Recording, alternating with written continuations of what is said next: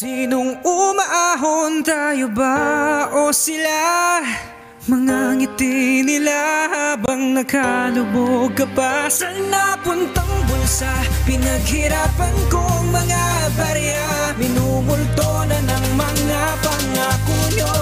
Hoy, makinig pa ang di nakakaranas, lumusong sa baha, proyekto nga di magawa. Tumulong pa kaya ilang taon na ba sa pwesto ang mga nanungkulan matapos mailuklok. Literal na naupulang habang ibinubulsa ang ilan sa ating kabuhayan. Silang mga sugapa, suwapang at buwayang mataba na may pitakan, sikapal na ng muka, pero di mo maasahan sa oras ng sakuna. Habang tayo'y kumakayob, nababaon sa utang, nagtatanong kung bakit nagkaganon ang lupang ating kinamulatan. Ngayon hirap ng huminga, makaahon sa pagkalubog kaya ay huli na. Bubong na lang ang natira sa dating ayos na tahanan.